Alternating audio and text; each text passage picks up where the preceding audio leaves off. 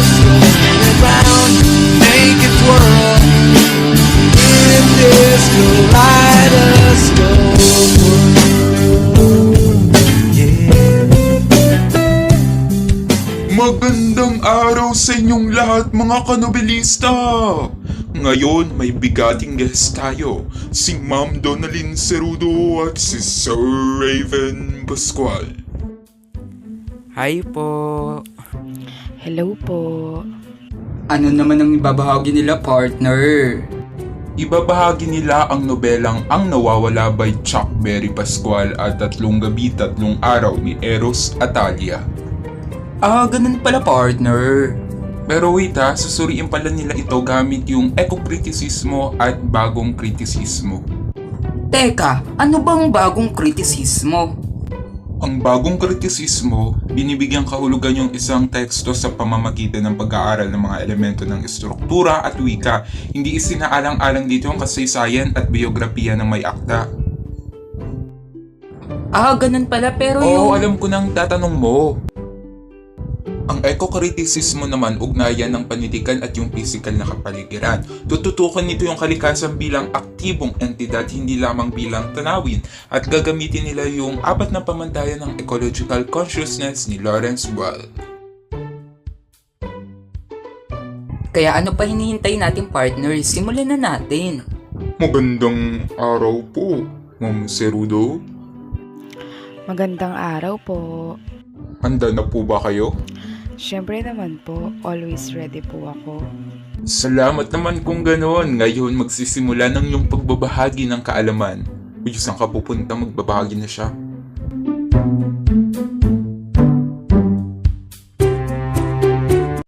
Si Chuck Berry Pascual ay isang Pilipinong manunulat na nakatira sa Malabon. May napanood akong video na sinabi niya na kapag nagsusulat daw siya ng mga kwento, ay inaayon niya daw yun sa kung ano yung personal niya na karanasan or sa kung ano yung nararamdaman niya. So yung kwento na to na ipinamagatang Ang Nawawala ay nanalo ng Best Book of Fiction in Filipino sa National Book Award. So ngayon, bibigyan ko muna kayo ng konting spoiler alert about sa kwento. So yung kwento na to na Ang Nawawala is patungkol siya sa isang trans woman na si Brigito, aka Bri, na marami muna siyang pinagdaanan bago siya mapunta sa barangay ng Talong Punay, na kung saan yung Talong Punay na yun may mga misteryosong mga nangyayari, mga nawawalang bagay, mga nawawalang tao.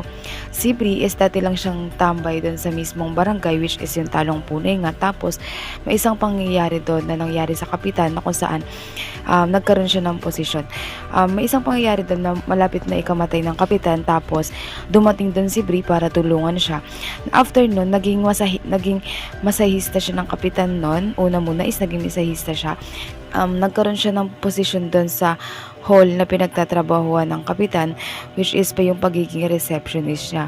So sa kwento na ito, may mga pangyayari na mahirap paniwalaan at may mga bagay na hindi naman talaga nawawala o imposibleng nawawala. So yung uri ng katahan ng kwento is pasok siya sa speculative fiction, horror, crime fiction. So kapag sinabi po natin na speculative fiction is patungkol siya sa mga katahang isip lamang, gawa-gawa lamang. Halimbawa na lang sa isang kabanata. So sila Bri and yung mga staff doon sa barangay hall, kasama na rin si kapitan, is nagkaroon sila ng parang gala, celebration sa sitio ng Tagulilong. So sa sitio ng Tagulilong, merong nakatira doon na mangingisda. So yung mangingisda na yun is pumunta siya sa naglaot siya, tapos nakakita siya ng isang sirena, tapos agad-agad siyang pumunta sa bahay nila at pinakita yon sa pamilya. Syempre yung pamilya niya is naging masaya and syempre nagulat din. So yung kabarangay ng mangingisda na yun is nagulat din, and may mga ilang nainggit din na wala yung mukha ng sirena. So yung sirena is si Maya.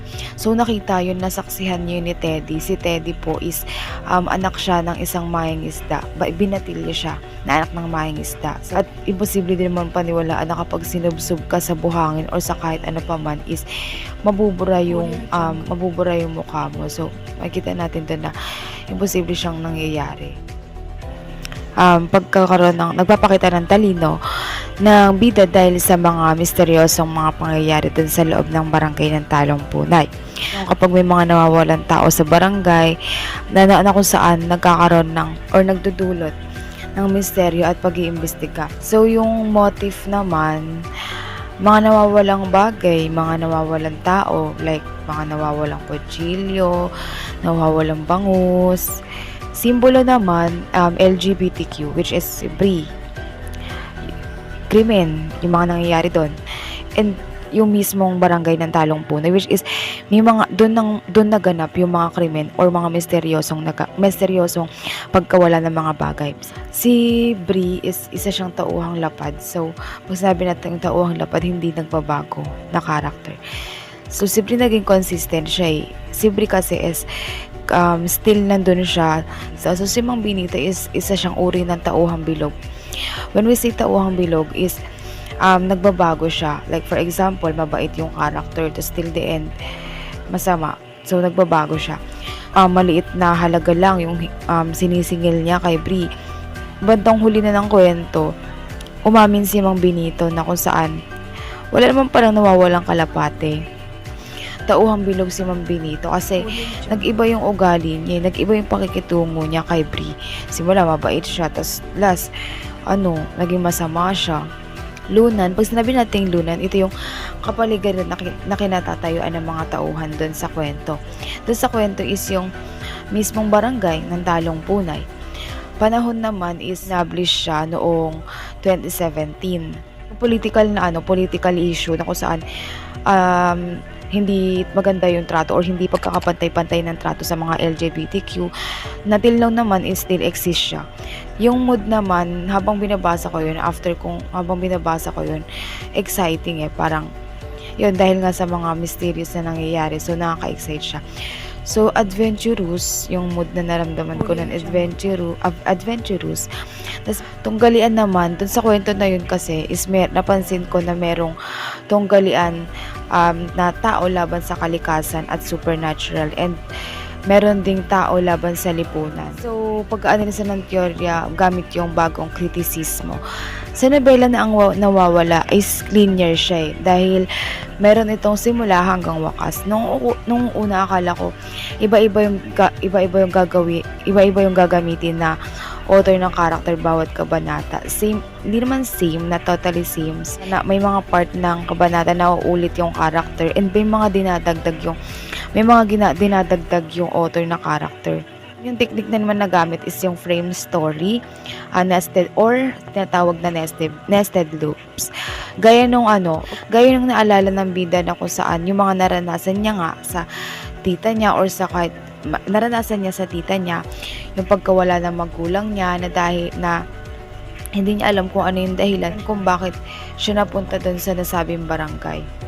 Yung mga bawat pangyayari, mga sinasabi ng salita na ginagamit ng author is by detailed talaga siya kung saan may imagine mo kung ano talaga yung itsura ng lugar ng part sa mga kabanata. Like, yung focus ng author is para papasukin yung mga mambabasa dun sa kwento niya para ipa-experience yung senaryo na maliit ang kwarto, may isang mesang kamukha ng mesang receptionist area, may kahoy na upuan sa likod ng mesa, 2 puting monoblock, sa harapan may malaking shelf sa kaliwa ng mesa, puno ng mga libro, folder at envelope, lalong nagmumukhang masikip yung kwarto dahil sa shelf. So, tapos yung paggamit din ng mga salita is madali rin siyang maintindihan. Malaya din yung style ng pagkikwento ng author. Intindi natin yung teorya ng eco-criticism. So, may pamagat kasi yun na ang nawawalang bangus.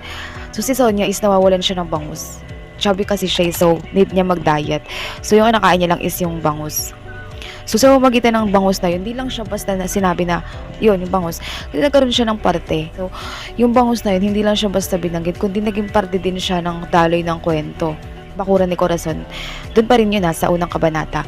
Si Corazon kasi is, may alaga siyang pusa. Tapos si Sonia, which is yung kanina nga na sinabi ko na nawawalan nga ng bangus, is pinaghihinalaan niya yung pusa ni Corazon na ayun daw yung kumukuha ng bangus, ganun.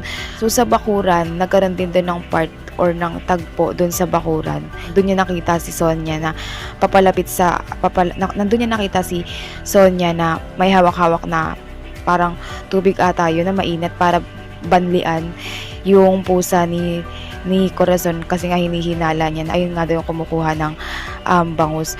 Basta sinama yung bakuran, kundi nagkaroon din siya ng parte dun sa kwento, nagkaroon din ng daloy, nagkaroon din siya ng part dun sa mismong kwento. Yung lugar na yun is di lang siya sinabi, di lang siya binanggit na may tagulilong, may ganon, kundi naging part din siya, naging part siya ng kabanata. Kung wala yung tagulilong, walang naging part ng kabanata na yun. So sa kabuuan ng kwento, makikita natin na hindi basta sinabi o ginamit yung tungkol sa mga hayop, gaya ng isda, kalapate, pusa, barangay hall, isla, kundi naging parte rin sila ng kwento. May mga ambag din sila sa kwento para magkaroon ng maayos na dalo yung bawat pangyayari dun sa kabanata ng kwento. Wow, grabeng sinalaysay mo. Ang galing mo gumamit ng teoryang eco-kritisismo tapos yung bagong kritisismo. Ay, ang partner, yung manok mo, magpapatalo ba? Hello po, Sir Pascual. Magandang araw po. Magandang araw din po. Napakinggan mo ba yung isinalaysay ni Sir Rodo? Siyempre po, hindi. Ayun nga po, yung napunta pong nobela sa akin, yung patungkol po sa... Wait lang, wala pa akong tanong. Grabe. Sige na nga, sing lang sa nauna. So, dito yung nobelang napunta sa akin na binigay ni Sir Ga ay yung 3 gabi at 3 araw ni Eros at Talia. So, nakakatakot tong kwento na to. So, ano nga ba yung background ng kwento na ito? So, habang sinusulat daw to ni Eros at Talia is lasing siya at kausap niya yung mga kaibigan niya na si Jerry Gracio na nagsusulat noon ng Shake, Rattle, and Roll. So sabi niya, bakit hindi mo subukan magsulat ng nakakatakot?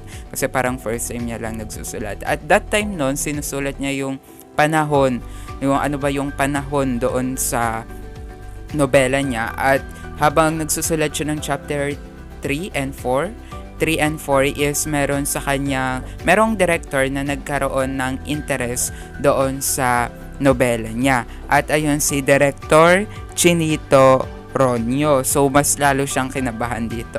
Habang nagkukwentuhan nga sila, baka hindi sila matakot. Matakot sila, baka dalawin daw sila ng mga nakaraan kasi sa mga paksang pinag-uusapan nila. Tapos yun, naimbitahan siya sa school upang magkwento ng mga paraan or parang workshop, parang magbahagi ng mga alam niya sa pagsulat ng mga kwento. At ayun nga, napagtanto niya na marunong pala siya magsulat ng mga nakakatakot dahil mahilig daw siya magbasa ng mga nakakatakot katulad nung mga comics at teksto nung bata pa siya. Tapos ayun nga, may nag-imbitahan or may nag-invite na sabi, isali ito sa Don Carlos Palanca Memorial Award. Spoiler alert, alert, alert. So para doon sa buod ng kwento na ito, about to kay Mong at Lumen.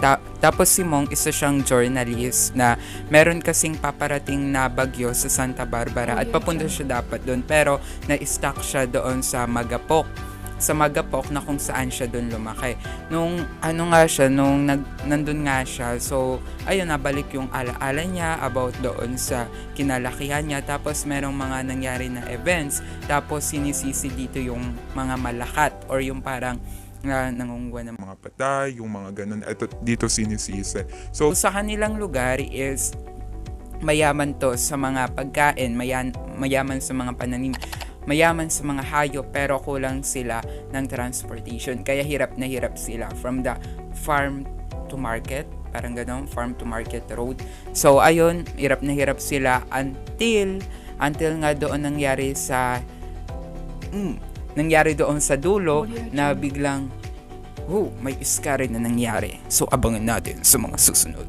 Ang uri ng katahan na ito ay speculative fiction na merong subgenre na horror fiction.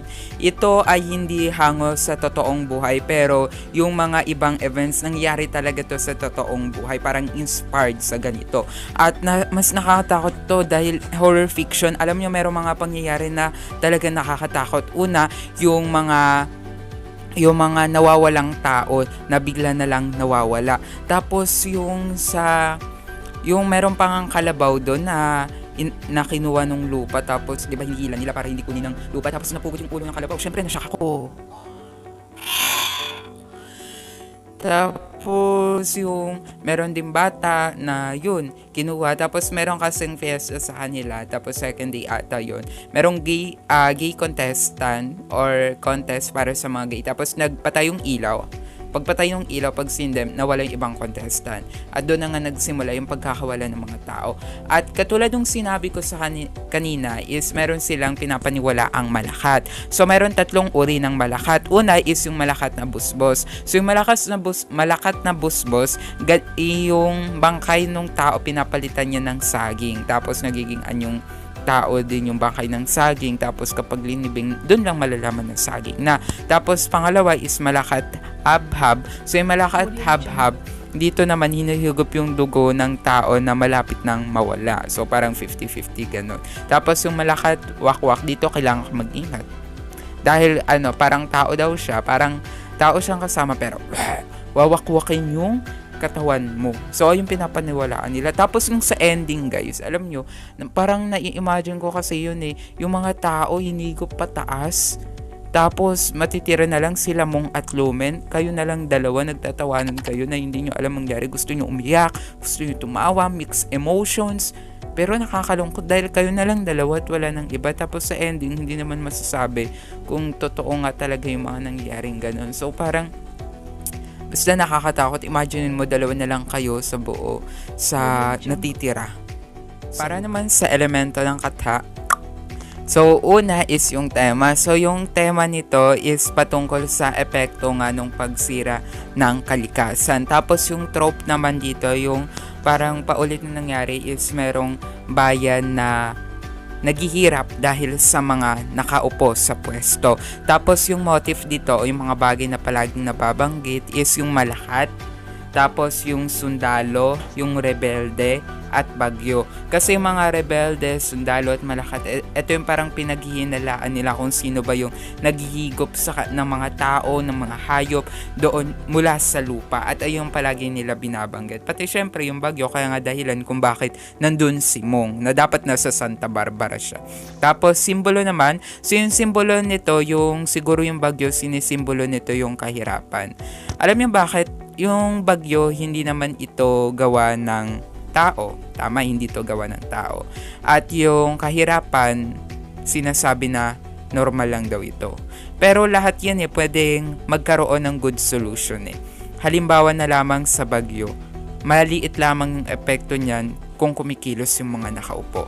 Tapos doon sa kahirapan, na sinisimbolan ng bagyo sa kahirapan, is parang kaya naman solusyonan May pera tayo May pera dyan at kaya yang i-distribute. Pera lang yan So kaya yang mawala yung kahirapan, pwedeng mabawasan din yung lunas ng bagyo. Kaya inanon siguro nila sa bagyo, ayun yung nakikita kong simbolo, yung bagyo, sinisimbolo nito yung kahirapan kasi kadiliman. Tapos yung tauhan, si Mong is tauhang lapad na mabait na may pagkamanya. So simula doon sa mga flashback, simula daw sa first chapter 1, ganun talaga yung nagiging tauhan niya. So yun nga, mabait na manyak. Tapos yung lunan naman, yung lugar is yung sa Magapok nga. Tapos yung panahon, during to na maraming illegal logging sa Pilipinas. Tapos dito kasi, pinublish to noong November 1, 2013. Tapos dito, yung budget kasi ng Pilipinas para sa farm to market road na noong 2013 ay 12 billion. Pero noong 2012, ang budget lang 5.2 billion. Tumaas yung budget, pero wala pa ring nabago doon sa mga farm to market road na napakita rin sa nobela. Na kulang talaga yung transportasyon, lalo na sa mga rural area. Tapos yung milieu dito, o milieu, is yung bayan. Yung bayan dito is marunong makisama. Samantala yung mga nakaupo ay makasarili. So, ayun yung mga taong nakapaligid sa kanila. At yung mood na inaano dito is katatakutan na merong halong kalungkutan. Samantala yung tunggalian dito is tao laban naman sa kalikasan. Una kong ginamit para doon nga sa estruktura is yung bagong kritisismo. So dito nakita ko yung estruktura nito ay linear simula hanggang wakas. Pero gumamit to ng technique na nested loop or frame story na kung saan nagpapasok ng ibang kwento habang nasa ibang kwento. Nagpapasok ng mga maliliit na kwento. Kasi akala ko lang yung pamag, diba, 3 gabi tapos 3 araw. So ina-expect ko na 6 na chapters lang to, no? Pero grabe, ang dami, 16. So yung 10 na yun is pandagdag para dun sa mga flashback na nangyari. So bago pa mag 3 gabi, 3 araw, grabe, sobrang dami pang nangyari na flashback. Halimbawa kasi nakita niya si Lumen. Yung maalala niya nag-kiss sila, nakikita niya yung mga tao dun, maalala niya yung buhay nila nung bata pa sila. Tapos dito yung paggamit naman ng wika, simple lang yung paggamit. Gumagamit nga ng mga malalasong salita katulad ng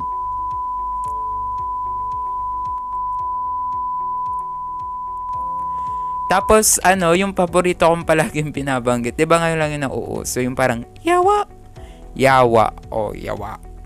Daw yawa. So tapos dito, tapos yung sa pagte-text nga, gumagamit lang sila ng doon sa structure nung salita, yung pag-text, kahit yung sa nobela na yun, pati yung dito, di tsaka to din yung ginagamit nila. So madaling naintindihan kasi parang kausap mo talaga yung character doon.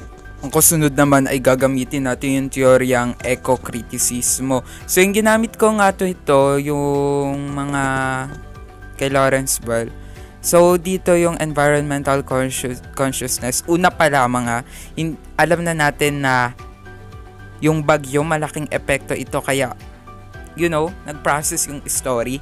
Tapos hindi ito pinapaboran yung interest ng tao kasi makikita natin na napaka-mysterious nito at maraming hayop, maraming tao na nawala, katulad nung sinasabi ko na meron na lamang na hinuhugot na tao, hinuhugot na hayop mula sa ilalim ng lupa, at malakas yung bagyo at hinihigop yung mga tao pataas, papuntang langit. So, dito hindi talaga pinapaboran yung mga interest ng tao. Nakita dito yung pananagutan ng tao. Nakita kasi dito na may mga illegal logging. Usually, hindi naman, yung totoo kasi hindi naman mga taga-magapok yung dapat sa kanila mangyari yun, yung gumagawa. Kaso since sila yung nakatira doon, sila yung naapektuhan ng paghihiganti ng kalikasan. Sabi nga dito yung sumabog, patay lahat. At alam nyo, imagine niyo to sumabog tapos patay lahat, pero yung makikita mo dong mga tao parang nakapikit lang, parang natutulog lang. Meron nga ba nakaupo pero patay na pala, meron nakahiga sa duyan pero patay na pala, merong iba kumakain pero patay na pala. Imagine mo sa isang iglap, wala lahat dahil sa malakas na bagyo, dahil doon sa malakas na pagsabog, na wala lahat. Meron pa nga dun yung parents, meron siyang 6 na anak. Yung 6 na anak na yon is nawala lahat. So sabi nila, gusto ko na barilin na lang kami. So binaril sila. At yung pagsunog na doon sa mga bangkay ng tao is nagpasapasahan sila kasi hindi nila kayang sunugin sa sobrang dami nga. After malaking pagsabog, ang dami. Gusto nila sunugin kasi hindi nila mabubuhat. So, hindi pa rin nila kaya. Tapos yung process dito, so, syempre, dahil sa kalikasan, dahil sa bagyo, hindi naman pupunta doon si Mong, doon sa lugar niya. Tapos, kung hindi maputik, hindi naman siya matatrap bago pumunta doon. At walang mamamatay doon kung walang sumabog about dun sa kalikasan.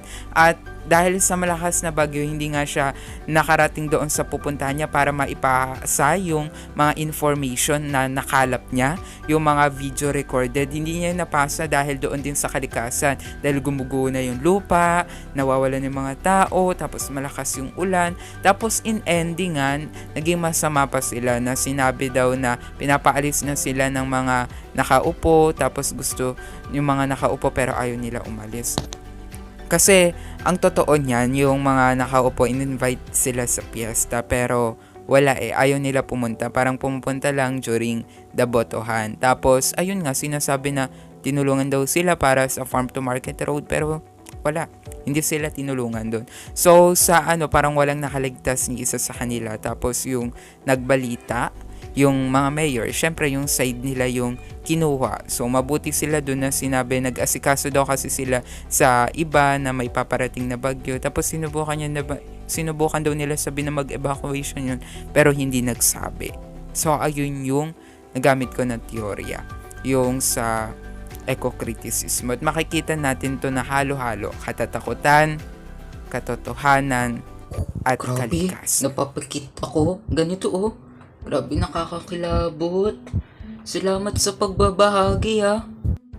Salamat dahil pumayag kayo sa pag-imbita dito at sa pag-share nga ng kwento na yun. Grabe.